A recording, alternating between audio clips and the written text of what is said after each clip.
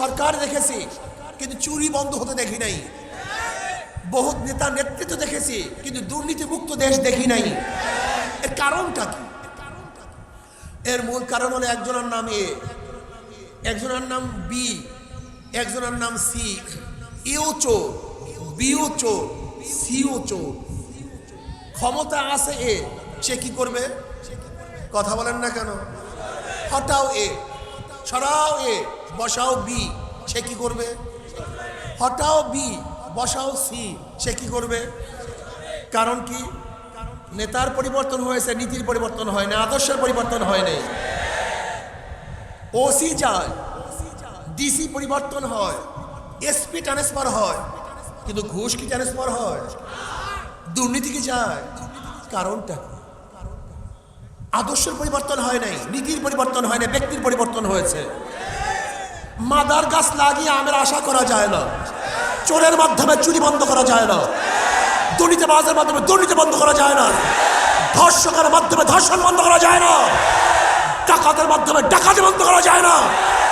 ইসলামী আন্দোলন বাংলাদেশ কি চায়? শুধু নেতা নয়, নীতির পরিবর্তন চায়। তাদের নীতি আদর্শ কি ছিল, তারা জনগণকে কি দিয়েছে, এ সম্পর্কে আমরা সবাই কম বেশি জানি। আপনারা কি জানেন এই বাংলাদেশ, সিঙ্গাপুর, থাইল্যান্ড, মালয়েশিয়া এর একই সময় স্বাধীন হয়েছিল, কিন্তু কোথায় সিঙ্গাপুর আর কোথায় বাংলাদেশ? কোথায় মালয়েশিয়া আর কোথায় বাংলাদেশ?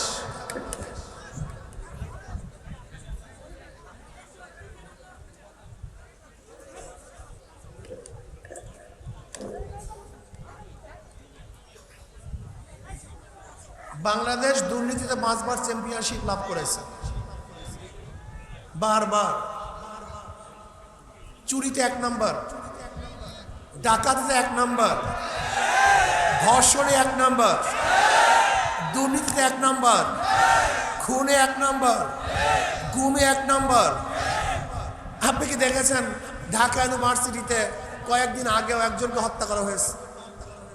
মেডিকেল ইউনিভার্সিটিতে, বুয়েটের মধ্যে, জাহাঙ্গীর ইউনিভার্সিটির মধ্যে 100 ধর্ষণ করার পরে সেঞ্চুরি পালন করা হয়েছে। ছাত্রলীগের এক জেলা সভাপতি 2000 কোটি টাকা বিদেশে পাচার করেছে। সেই বিগত ফ্যাসিস্ট সরকারের একজন পিয়ন 400 কোটি টাকার মালিক। পিয়ন হেলিকপ্টারে ঘোরাফেরা করে।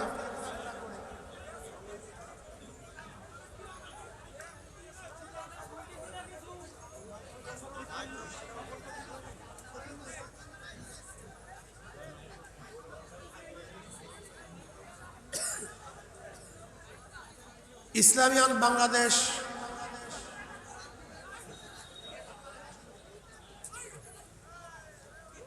সৃষ্টি হওয়ার পর থেকে আজ পর্যন্ত নীতি আদর্শ ছিল, থাকবে ইনশাআল্লাহ।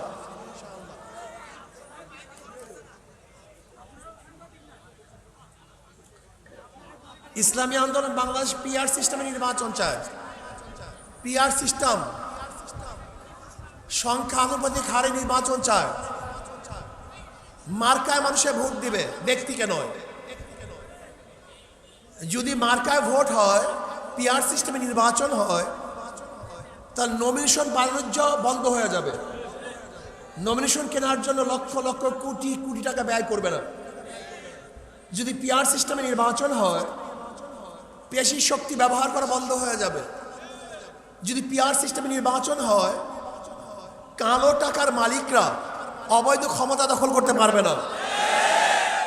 যদি পিআর সিস্টেমে নির্বাচন হয়, প্রত্যেকটা ভোটার তার ভোট অধিকার প্রয়োগ করতে পারবে।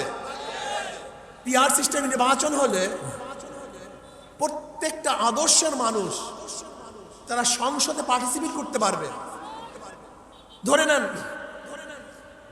যদি মার্কায় ভোট হয়, হাত পাখা মার্কা যদি 30% ভোট পায়, শতকরা 30% ভোট পায়, তাহলে তারা সংসদে 90টা আসন পাবে।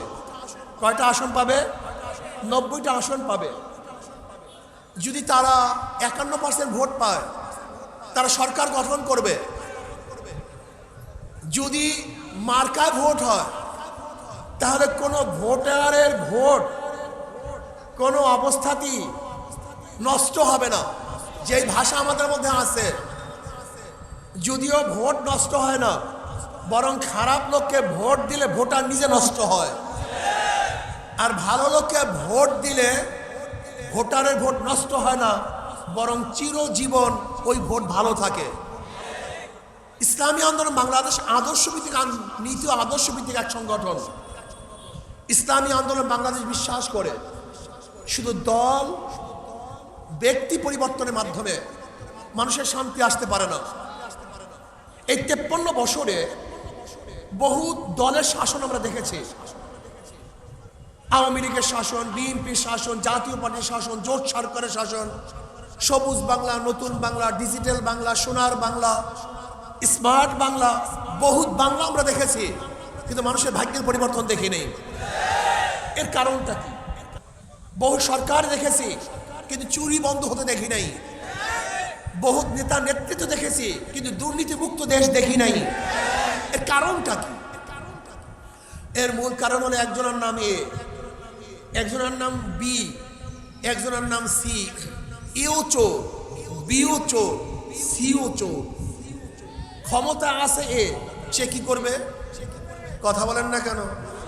হটাও এ, সরাও এ, বসাও বি, সে কি করবে? হটাও বি, বসাও সি, সে কি করবে? কারণ কি? নেতার পরিবর্তন হয়েছে, নীতির পরিবর্তন হয় না, আদর্শের পরিবর্তন হয় নাই। ওসি যায়, ডিসি পরিবর্তন হয়, এসপি ট্রান্সফার হয়, কিন্তু ঘুষ কি ট্রান্সফার হয়? দুর্নীতি কি যায়? কারণটা আদর্শের পরিবর্তন হয় নাই, নীতির পরিবর্তন হয় না, ব্যক্তির পরিবর্তন হয়েছে।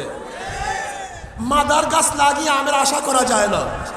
চোরের মাধ্যমে চুরি বন্ধ করা যায় না, দুর্নীতিবাজের মাধ্যমে দুর্নীতি বন্ধ করা যায় না, ধর্ষকের মাধ্যমে ধর্ষণ বন্ধ করা যায় না, ডাকাতের মাধ্যমে ডাকাতি বন্ধ করা যায় না। ইসলামী আন্দোলন বাংলাদেশ কি চায়? শুধু নেতা নয়, নীতির পরিবর্তন চায়। ইসলামী আন্দোলন বাংলাদেশ নিজেকে পরিবর্তনের ভিত্তিতে দেশকে পরিবর্তন করতে চায়।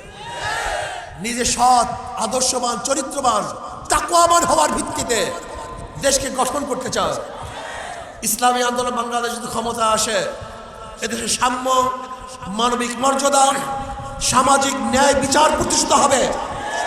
যেখানে অধিকার প্রতিষ্ঠিত হবে মহিলাদের, ন্যায্য অধিকার প্রতিষ্ঠিত হবে মহিলাদের, যেখানে পুরুষের ন্যায্য অধিকার প্রতিষ্ঠিত হবে, যেখানে মুসলমানদের ন্যায্য অধিকার প্রতিষ্ঠিত করা হবে, যেখানে হিন্দুরা পাবে তাদের অধিকার, যেখানে খ্রিস্টানরা পাবে তাদের অধিকার, যেখানে পাবে ইহুদিরা, বৌদ্ধরা, যারা যে স্তরে থাকুক না কেন, ঋষি, কামার, মজদুর, তাঁতি, কুলি, চামার, মেতো, শ্রমিক, জনতা, প্রত্যেকটা মানুষের ন্যায্য অধিকার প্রতিষ্ঠা করা হবে ইনশাআল্লাহ।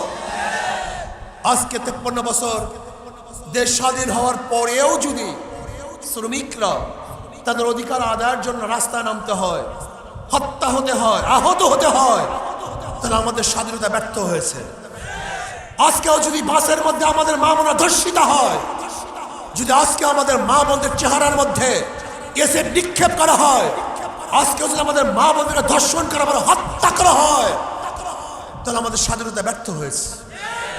আজকেও যদি আমাদের বাংলাদেশের মানুষ ক্ষুধার তাড়নায় তার সন্তানকে বিক্রি করে দেয়, আজকেও যদি পরিবার অভাবের কারণে আত্মহত্যা করে, আজকেও যদি আমাদের বাংলাদেশের মানুষ এক মুঠা খাদ্যের জন্য ডাস্টবিনে কুকুরের সাথে লড়াই করে, আজকেও যদি আমাদের বাংলাদেশের মানুষ বস্ত্রহীন থাকে, আজকেও যদি আমাদের বাংলাদেশের মানুষ ক্ষুধার্ত অবস্থায় ঘুমায়, আজকে যদি বাংলাদেশের মানুষ চিকিৎসাবিহীন খেয়ে ধুকে মারা যায়, আজকেও যদি বাংলাদেশের হাজারো গরিব সন্তান অর্থের অভাবে উচ্চ শিক্ষায় শিক্ষিত হতে না পারে, আজকে যদি বাংলাদেশের সরকার আমাদের বাংলাদেশের মানুষের জান, মাল, ইজ্জতের গ্যারান্টি দিতে না পারে, তাহলে বাংলাদেশের শাসকরা ব্যর্থ হয়েছে, এই সংগ্রাম ব্যর্থ হয়েছে, এই আন্দোলন ব্যর্থ হয়েছে, এই আমাদের চেষ্টা ব্যর্থ হয়েছে। পাঁচই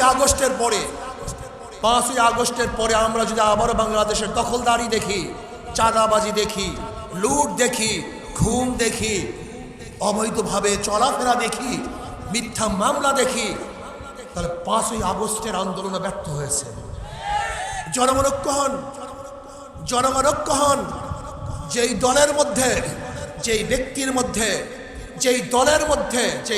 মধ্যে চুরি আছে, ডাকাতি আছে, দখলদারি আছে, চাঁদাবাজি আছে, যেই দলের মধ্যে খারাপ লোক, জালেম খুনিরা আছে, ওই দলকে প্রত্যাখ্যান করুন, ওই ব্যক্তিকে প্রত্যাখ্যান করুন। জনগণ ঐক্য হওয়া ব্যতীত এদেশ কোনোদিন করতে পারে না, এদেশ কোনোদিন বিনির্মিত হতে পারে না। কাজে জনগণকে ঐক্য হতে হবে। যেই দলের মধ্যে, যেই ব্যক্তির মধ্যে অসৎ চরিত্র আছে, খুনি, ডাকাত, বদমাশ, লুটেরা, দুর্নীতিবাজ আছে, সেই দলকে ভোট দেব না, সেই দল আমি করব না, সেই দলের সাথে থাকবো না, সেই দলকে প্রত্যাখ্যান করুন। তাহলে এ দেশ ভালো হবে, এদেশ বিনির্মিত হবে, এদেশে মানুষ শান্তি পাবে, মুক্তি পাবে।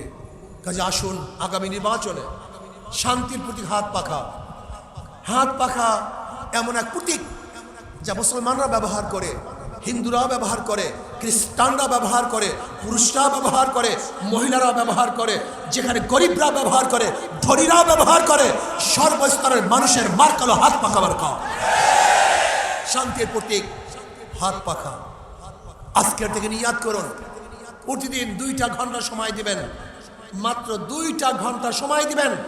প্রত্যেকটা মানুষের দ্বারে যান, কাছে যান, মানুষকে বুঝান যে শান্তির প্রতীক হাত পাখা, ইসলামের প্রতীক হাত পাখা।